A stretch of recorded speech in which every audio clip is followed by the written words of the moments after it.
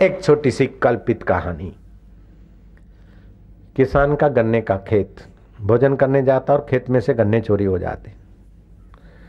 एक दिन वो गया, आधे से लौट के आया तो 3 चोर पाए। उन्होंने गन्ने का एक एक भारा बना रखा था और गन्ना चूस रहे थे। किसान अकेला था और वो 3 बंदे थे। किसान ने देखा अब यहाँ इनको बोलूंगा, मारपीट करूंगा तो मारा जाऊंगा। सत्संगी था, आइडिया आ गई। एक ब्राह्मण था, एक जाट था, एक नाई था। ब्राह्मण को हाथ जोड़े, मेरी भूमि पावन हो गई। जाट अनपढ़ा जाट पढ़ा जैसा, पढ़ा जाट खुदा जैसा। आप तो खुदा के रूप है। आप 2 आए तो भला, लेकिन इस कमबख्त काणे नाई को ले आए, अब सुकन्या को क्यों रे?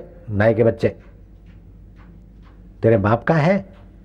उन 2 को तो अपने पक्ष में कर लिया और नाई का कान पकड़ के 2 धर दी। रास्ता नाप।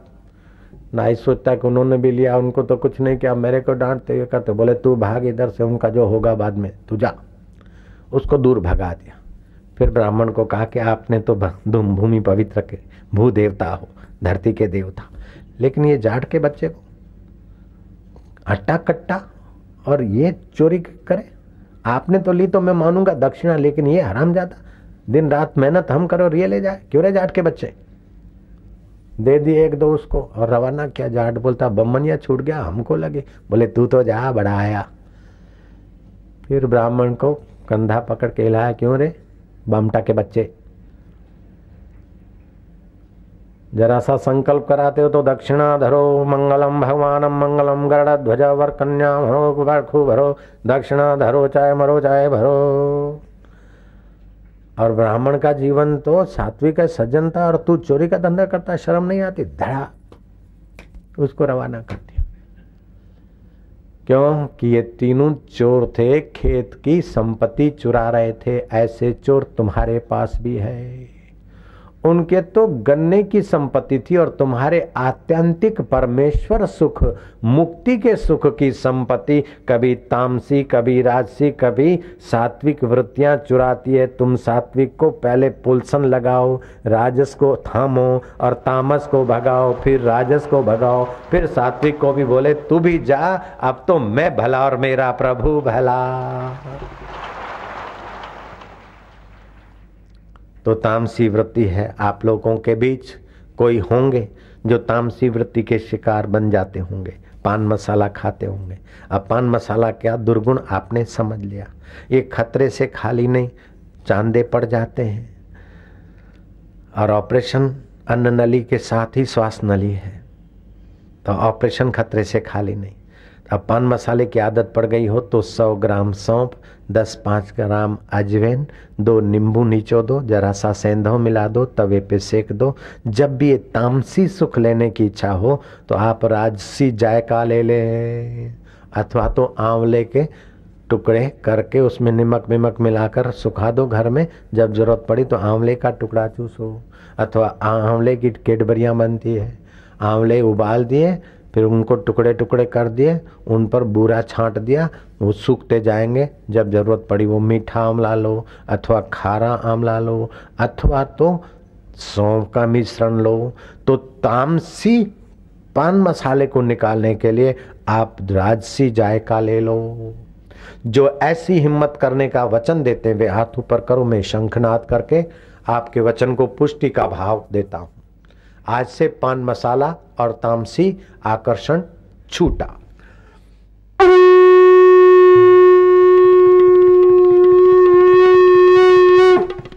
वो काना तो गया जयराम जी की।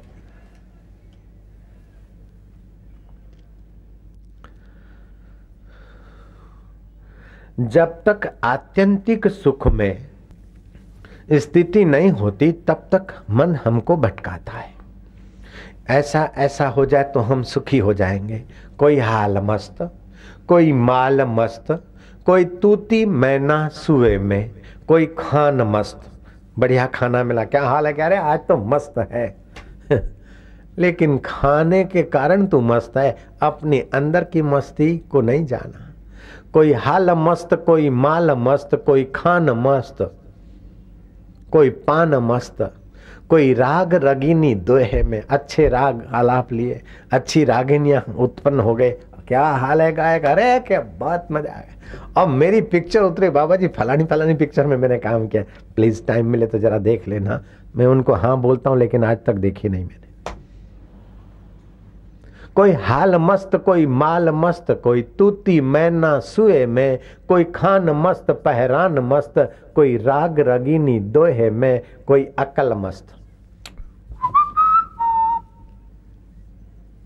कोई शक्ल मस्त, दो दो चोटियां की, बफ गुलाब बनाया, बड़े ठाठ से चल रही। कोई अकल मस्त, कोई शक्ल मस्त, कोई चंचलताई हासी में, एक खुद मस्ती बिन और मस्त, सब बंधे अविद्या फांसी में। मेकअप का मजा लिया, जिस दिन मेकअप नहीं हुआ, 2-5 साल मेकअप का मजा लिया लेडी ने, फिर मेकअप नहीं किया तो बूढ़े बंदरी जैसा चेहरा हो जाता है। केमिकलों के कारण कुदरती सौंदर्य भी मारा जाता है। कोई अकल मस्त, कोई शक्ल मस्त, कोई चंचलताई हासी में, कोई वेद मस्त, मैं वेद जानता हूं, मैं वेद पाठी हूं, अरे मेरे को कुरान की आयतें याद आती, मैं ऐसी इतनी बोल जाता हूं, मैं वेद की ऋचाएं बोल जाता हूं। लेकिन वेद की ऋचाएं या कुरान की आयतें या कोई पाठ बोलने वाला तुम कौन हो और बोलने का उद्देश्य क्या है, वो भगवान जो बोलते वो जानकर अगर यात्रा नहीं की तो कोई वेद मस्त, कोई किताब मस्त, कोई मक्का में, कोई काशी में, एक खुद मस्ती बिन और मस्त, सब बंधे अविद्या फांसी में। रामतीर्थ बोलते हैं। हम तो काशी में ही रहते हैं, अच्छा है, हम तो मक्का में ही रहते हैं, लेकिन मक्का में काशी में कितना भी रहो, दिल भर के आनंद में अगर नहीं आए तो वहां भी मन कुछ न कुछ चालबाजी करेगा। कोई योग मस्त, हमने योगा किया और हमारा टीवी में आता है अरे योग आसन को लोग योग बोलते हैं, योग का मतलब है मेल, ये तो योग आसन है, स्वास्थ्य के लिए है। कोई योग मस्त, कोई भोग मस्त, कोई अधा मस्त, कोई उधा मस्त, एक खुद मस्ती बिन और मस्त, सब बहे अविद्या फांसी में। तो आप खुद मस्ती में आने की युक्ति सीख लो। जयराम जी की खुद मस्ती में आने के लिए तामस मस्ती को थोड़ा छोड़ने की हिम्मत जुटाओ, फिर राजस मस्ती की गुलामी से बचो और सात्विक मस्ती में चलते रहो। तो सात्विक मस्ती में चलते चलते भनक पड़ेगी कभी तो राम के कान कि गुणातीत मस्ती तुम्हारे दिल में प्रकट करवाने वाला सतगुरु का सानिध्य दे देगा। सतगुरु के अनुभव का एक कुछ न कुछ जरा सा झलक दे देगा। तो भीतर ही छुपा है। दिल ने तस्वीरें हैं यार जब की गर्दन झुका ली, मुलाकात कर ली, वो थे न मुझसे दूर न मैं उनसे दूर था, आता न था नजर तो नजर का कसूर था। जिनको भगवान के प्रति प्रेमा भक्ति है, सात्विक रस ले रहे, किसी कारण से भगवान के स्वरूप को तो नहीं पाया, लेकिन भगवान की भक्ति है, वो दूसरे जन्म में आए, चाहे फिर रहीदास का चोला हो, चाहे नामदेव के शरीर का चोला हो। रहीदास अगले जन्म में किसी संत के सेवक थे। अक्षम्य भूल के कारण उनको श्राप मिला कि तुझे एक जन्म चमार के घर लेना पड़ेगा और फिर पता चलेगा कि चमारों को ब्याज पर देने वाला, चमारों का शोषण करके 1 रुपए पर 2 आना ब्याज लेकर जीने वाला और धनाढ्य चमार के घर की ऐसी वैसी भिक्षा गुरु को खिलाने से क्या अपराध होगा, फिर तुझे पता चलता। वो रघु चमार के यहाँ उसका जन्म हुआ, लेकिन अगले जन्म की हुई गुरु सानिध्यता से भक्ति 10 साल में इतनी छलकी चमकी कि उस रहीदास किशोर का दर्शन करने संत तुलसीदास पैदल गए और रहीदास को गले लगाया। अगले जन्म की हुई भक्ति रहीदास की ऐसी छलकी कि मीराबाई उनके चरणों में गई और रहीदास ने मंत्र दीक्षा दी और मीराबाई रहीदास के दर्शन से तृप्ति पाती थी। मीराबाई ने रहीदास के दर्शन की इच्छा प्रकट की और खत लिखा, वो भी किताबों में मिलता है कि कितने उसके गुरु के प्रति मीरा के हृदय में कितनी श्रद्धा थी। हालांकि वो जमाना जात पात के भावों से सना हुआ जमाना था, फिर भी मीरा उनके दर्शन की इच्छा करती है और कहती है कि प्रभु आपके दर्शन बिना रहा नहीं जाता, कृपा करके सम्मति दो, मैं दर्शन करने को आना चाहती। नामदेव के जीवन में कहानी आती है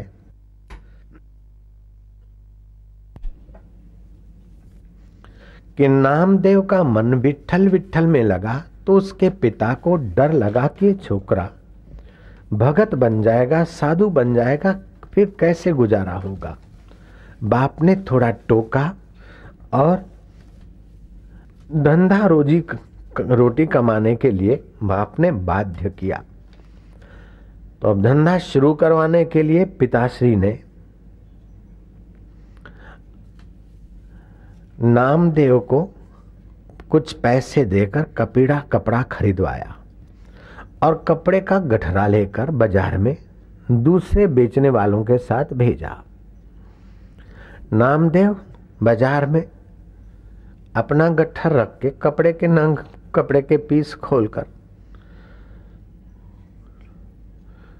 बैठा, लेकिन नामदेव के अगले जन्म की हुई उसकी सात्विक भक्ति नामदेव को बार बार अंतर्मुख करती। नामदेव आंखें मूंदकर विट्ठल विट्ठल करते हुए सात्विक सुख में मग्न है। शाम हुई और लोगों का कपड़ा तो बिका, लेकिन नामदेव वही गट्ठर वापस उठाकर आ रहे। सोचा कि पिताजी डांटेंगे, कुछ धंधा नहीं किया, अब क्या होगा। रास्ते से लौट रहे थे तो उनकी नजर खेत में किसी वृक्ष के नीचे पड़े हुए सुंदर सुहावने गोल मटोल ठाकुर जी जैसे दिखे। नामदेव का हृदय पसीजा।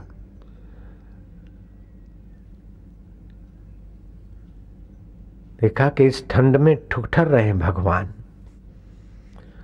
उन निर्दोष हृदय भोले हृदय ने अपने कपड़े की गठरी खोली और उन मूर्तियों को, उन गोल मटोल शिवलिंग को आदि को कपड़ा लपेट लिया और बोलते हैं, अच्छा तुम ठुठर रहे थे, अब तो तुमको आराम मिल गया, मेरे पैसे दो।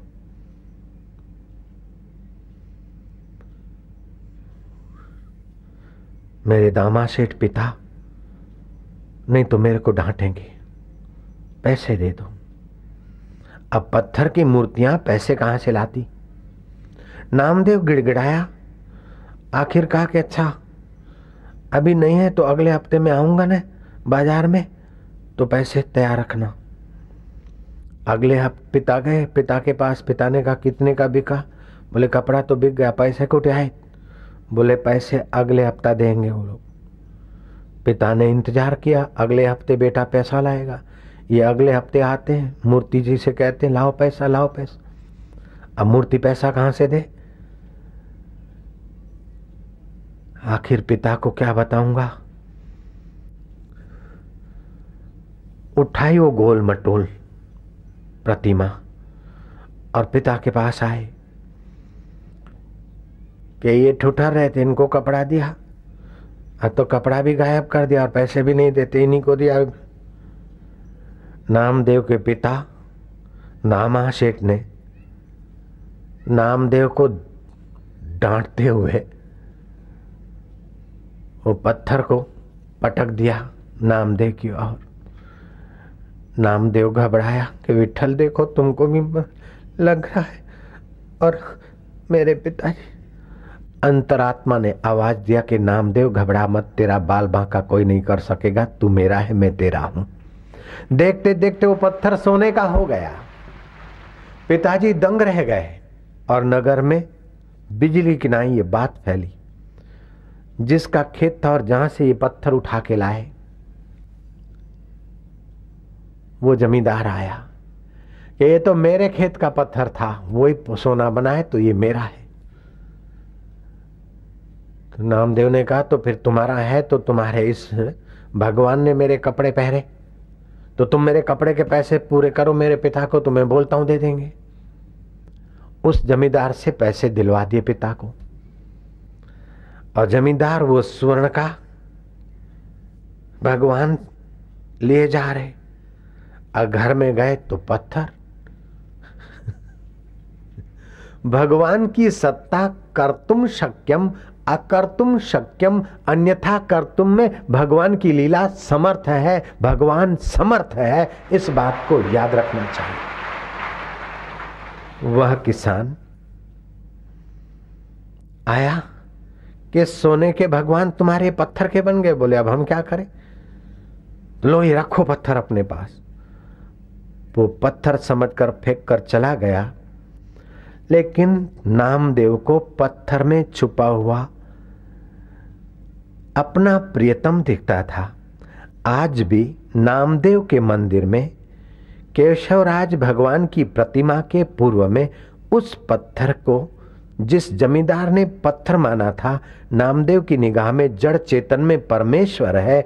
आज भी भक्त लोग वो नामदेव के उस ठाकुर जी को पूजते हैं नामदेव के मंदिर में।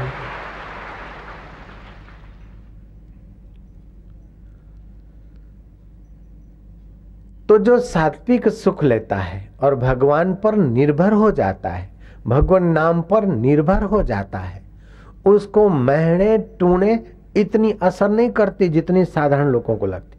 और उनकी लाज कभी कभार भगवान अपने सत्य संकल्प सामर्थ्य से रख लेते हैं, और वे भक्त फिर चमत्कारिक महापुरुषों की नाई प्रसिद्ध हो जाते हैं। चमत्कार करने का सामर्थ्य कैसे आता है पता है आपको? एक तो कोई इल्म होता है दूसरे की नजर को धोखा देने का, जयराम जी की मदारी छाप, उससे भी चमत्कार दिखते हैं। ऐसे कई जादूगरों को मैंने देखा, चेक किया। एक अठन्नी है और वो आपने डिब्बी में डाली, उसमें से एक निकाल के दी आपको, एक दूसरे को, फिर भी उसके पास अठन्नी मौजूद रही, वो उसकी हाथ चलाकी होती। ऐसे कई आइटमें होती हैं उनकी, जो जादूगर लोग या ऐसे कोई रास्ते पे कुछ दिखाते हैं चमत्कार।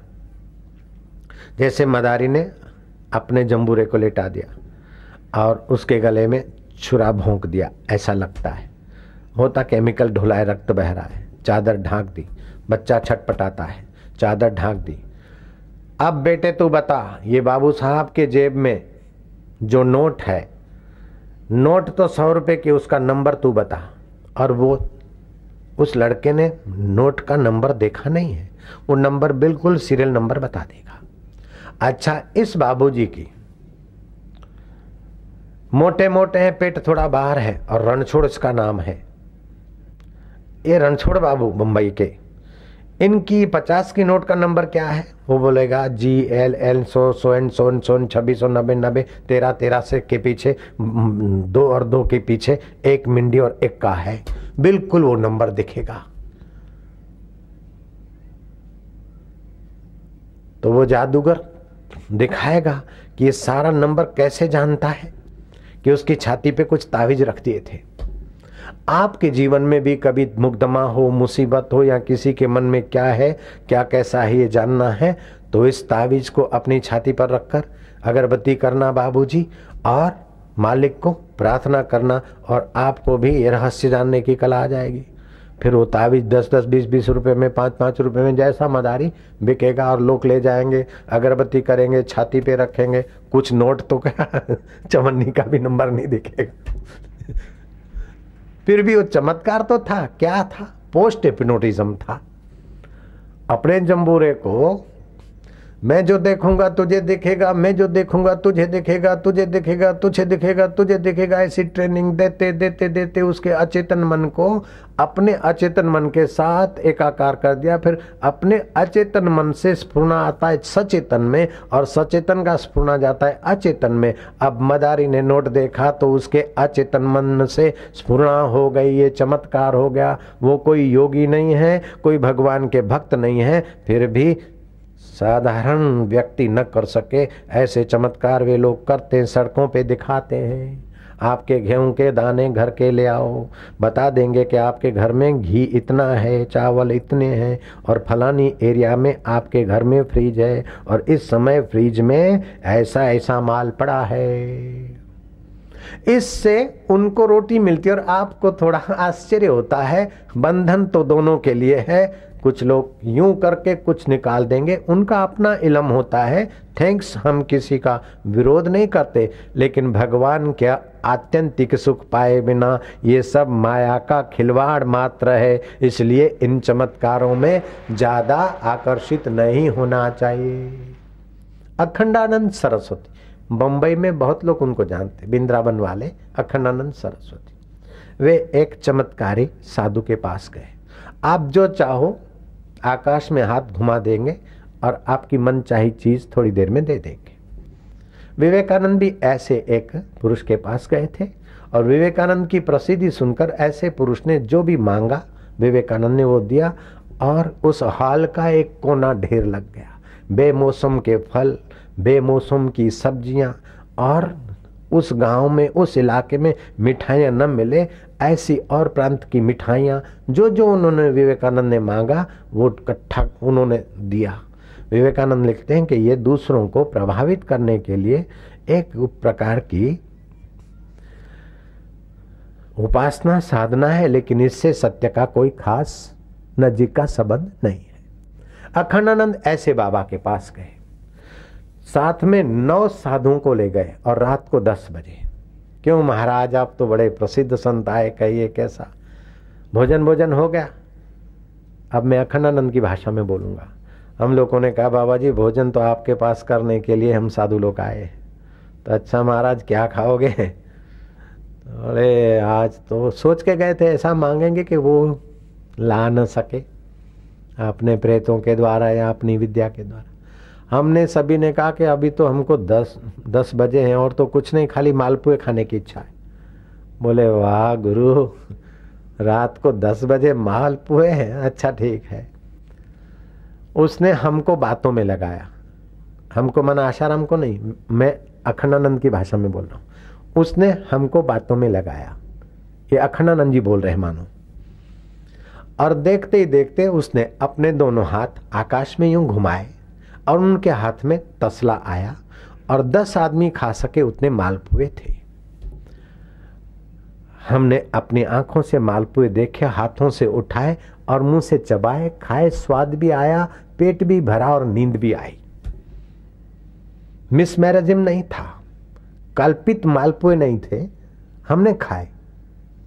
फिर सुबह उस शांत इलाके, उस नन्हे देहाती इलाके में हम लोटा लेकर गए। आप समझ गए ना, लोटा लेकर गए, पानी का लोटा लेकर गए। रात के खाए मालपुए खाली करने को हम गए। तो जहां जाना था मुकाम, वहां हरिजन महिलाओं की बस्ती में 2 महिलाएं लड़ रही थी।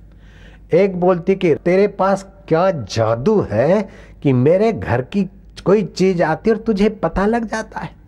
वो बोलती है मैंने तेरे मालपुए नहीं उठाए। बोले चल रही ठगनी, 10 आदमी खाए उतने मालपुए कल में शादी बरातियों की पत्तलों से और रसोइयों से भीख मांग कर लाई, और मेरा तसला भी गायब और मालपुए भी गायब। तू नहीं ले गए तो क्या भूत ले गए? कौन सच बता, नहीं तो तेरा पेट फाड़ दूंगी। हमने देखा कि पेट उसका क्या फाड़ेगी, पेट में तो यहां पड़े। मालपुए खाए, नींद आई और मालपुए तो खाली हुए, लेकिन वो हरिजन के घर के शादी बारातियों के पत्तल के थे, वो ग्लानि अभी तक नहीं गई। इसलिए मित्रों, इन चमत्कारिक मालपुए या और चीजों से भगवान को पाने का रास्ते का कोई संबंध नहीं है। आप तो भगवान को सच्ची श्रद्धा भक्ति से ध्याओ कि वो सत बुद्धि दे दे। जो पहले था, अभी है और बाद में रहेगा, उस सत्य स्वरूप ईश्वर में टिकने की हमारी बुद्धि बन जाए। ए परमेश्वर, तेरा नाम लें तो ये दुनिया की सफलताएं नहीं, ये दुनिया के तुच्छ भोग नहीं, लेकिन हम तो तुझसे तेरी प्रीति मांगे, हम तुझसे तेरी भक्ति मांगे, हम तुझसे तेरे नाम का दान मांगे, हम तुझसे तेरा ही स्वरूप का ज्ञान मांगे। ऐसी सत बुद्धि देना दाता। वेद कहता है सर्व सद्बुद्धि मापनो तू, हम सबको सद्बुद्धि प्राप्त हो। असत मिथ्या बुद्धि में तो मिथ्या मांगे तो कर करके हम मर गए, थक गए। ये मिल जाए, ये मिल जाए, ये मिल जाए, आखिर क्या जिनको मिला है उनका क्या हाल है। प्यून कहता कि मेरा प्रमोशन हो जाए, कारकुन बन जाऊं तो सुखी हो जाऊंगा। लेकिन जो कारकुन है उनसे पूछो, बोले हो प्रोग्रेस हो जाए। जूनियर में से सीनियर बन जाऊं, और सीनियर कहता है कि प्रमोशन हो जाए तहसीलदार बन जाऊं, तहसीलदार सोचता है कलेक्टर बन जाऊं, कलेक्टर सोचता है और कुछ बन जाऊं। बनते बनते बनते पीएम की पोस्ट तक गए। ये राजसी सुख दिखता है, आहा ये बड़ा सुखी है, ये बड़ा सुखी है। लेकिन बड़ा सुखी तो वह है जो बड़े में बड़ा परमेश्वर आत्मा परमात्मा के साथ अपने मैं को मिलाने में सफल हुआ। ऐसा पुरुष ही वास्तविक में बड़े में बड़ा सुख पाता है। इसको बोलते आत्यंतिक सुख। आत्यंतिक सुख पाया हुआ महापुरुष मिल जाए, उसकी महफिल में बैठने का अवसर मिल जाए तो सात्विक सुख छलकने लगता है और लोग दीवाने हो जाते हैं। ऐसे आत्यंतिक सुख पाए हुए महापुरुष की संगति से आप इच्छा करो चाहे न करो, चाहो चाहे न चाहो, लेकिन 9 फायदे सहज में होने लगते हैं। एक तो उनके सानिध्य में बैठने मात्र से सत्संग सहज में मिलता है। दूसरा, उनकी आंखों से आध्यात्मिक सात्विक ओरा मिलने लगती। तीसरा, भगवान में प्रीति होने लगती।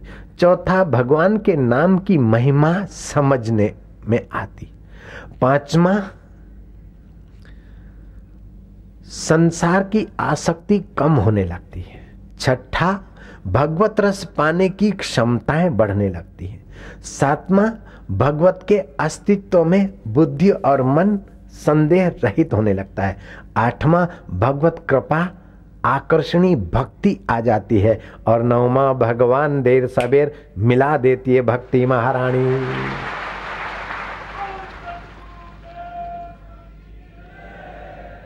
नानक जी कहते हैं, चरण साध के धो धो पी, अर्प साध को अपना जी। ऐसे आत्यंतिक सुख में जगे हुए बुद्ध पुरुष, ज्ञानवान पुरुष के लिए नानक जी कहते हैं, चरण साध के धो धो पी, अर्प साध को अपना जी। तो मैं कहूंगा, चरण माना ये जो जिससे जूता चप्पल पहनते वे चरण धोकर पी, ये तो एक संकेत मात्र है। संत के अनुभव से उस आत्यंतिक सुख को छूकर आने वाली वाणी को तू बार बार धो धो के पी, उसका सात्विक अर्थ ले ले के पी तो तेरा। और अर्प साध को अपना जी, अपना ईगो, अपना अहम साध को अर्प कर दे, ऐसा अर्थ मुझे करने में विशेष अच्छा लगता है। तो अब आत्यंतिक सुख पाने के लिए इन तामसी, राजसी और सात्विक सुख, माया के सुखों से पार होने के लिए श्री कृष्ण बताते हैं कि तुम्हें क्या करना चाहिए। यतो यतो निश्चरति, यतो यतो निश्चरति मनश्चंचलम स्थिरम, मनश्चंचलम स्थिरम ततस्ततो नियमेतद, ततस्ततो नियमेतद आत्मन्नेव वशं नेत, आत्मन्नेव वशं। यह चंचल और अस्थिर मन जहाँ जहाँ दौड़कर जाए वहाँ वहाँ से इसको समझा बुझा पटाकर वहाँ वहाँ से हटाकर बारंबार इस आत्यंतिक आत्मा परमात्मा के सुख में उसको लगाने का अभ्यास करो। अभ्यास और योग, बार बार मन को वहां लगाना उसका नाम अभ्यास है, और चित्त को सुख दुख में हिलने से बचाना इसका नाम योग है। ज्यादा सुख की मजे की चीजें आ जाए तो समझना कि पहले नहीं थी बाद में नहीं रहेंगी, इसमें टट्टू होने की क्या बड़ी बात है। वाह वाही हो रही, बापू जी की जय, गुरु जी की जय, फलाने नेता की जय, फूलने की क्या जरूरत है। जय भी आती है जाती है, निंदा भी आती जाती है। लाभ हो गया तो भी छोड़ के मरना है, और हानि हो गई तभी भी छोड़ के मरना है। इससे फूलना और सुकड़ने की क्या बात है। ऐसा करोगे तो योग होने लगेगा, और बार बार वहां मन लगाओगे तो अभ्यास होने लगेगा। तो भगवान कहते अभ्यास योग युक्ते ना, अभ्यास और योग की युक्ति से आपकी चेतना अन्यगामिनी हो रही, उसको अनन्यगामिनी कर दो। यही परम पुरुषार्थ है, यही मानवता की बड़ी सेवा है। ये अपनी जो सेवा नहीं कर सका वो समाज की या मानवता की क्या सेवा करेगा। अपने को दुखों से, अशांति से, अज्ञान से, उद्वेगों से नहीं बचा सका तो वो दूसरों को दे दे के क्या दे देगा। शराबी दूसरों को शराब की लत देगा, जुआरी दूसरों को जुआरी, ईगो सजाने वाला दूसरों को ईगो सजाने के रास्ते ले जाएगा, और क्या दे देंगे। मुक्त होगा वो दूसरे को मुक्ति का स्वाद देगा, जो जैसा है वही तो देगा। जुआरी दूसरे को जुआरी बनाएगा, शराबी दूसरे को शराबी बनाएगा, फैशनबाज दूसरे को फैशनबाज बनाएगा। लेकिन परम सुख को, आत्यंतिक सुख को पाए हुआ महापुरुष दूसरों को भी आत्यंतिक सुख का यात्री बनाकर एक जन्म में नहीं तो दूसरे जन्म में उसकी मेहनत सफल हो जाएगी और वो पा लेगा। इसलिए शास्त्र कहते हैं 100 काम छोड़कर टाइम से भोजन करो, 1000 काम छोड़कर स्नान कर लो, 1,00,000 काम छोड़कर दान पुण्य कर लो, लेकिन करोड़ों काम छोड़कर सत्संग और सत्पुरुषों का सानिध्य का सुख अपने हृदय में भर लो। शतम विहाय भोक्तव्यम सहस्त्रम स्नानम आचरेत, लक्ष्यम विहाय दातव्यम कोटि त्यक्त्वा हरि भजेत। करोड़ों काम छोड़कर, करोड़ों उपलब्धियों की ऐसी तैसी करके भी हरि का रस पाने वाले सत्पुरुषों का सानिध्य लो और हरि के रस को पाने में लग जाओ। तो बाबा जी अब हम लोग क्या करें। बातें तो बहुत अच्छी लगी, हम लोग क्या करें महाराज, हम लोग क्या करें। बाबा जी क्या कहते हैं, भगवान कहते हैं जहां जहां मन जाए घुमा फिरा के उस आत्मा में, परमात्मा में लाओ। और उसकी कई तरकीबें हैं, और अलग अलग तरकीबों से मन कई तरकीबों से भागता है, तो आप मन को कई तरकीबों से मोड़ने में भी सफल हो सकते हो।